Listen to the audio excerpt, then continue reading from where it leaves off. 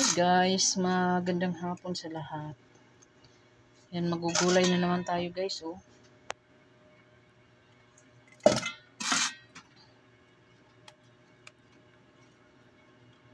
Araw-araw akong gulay, hindi ako nagsasawa.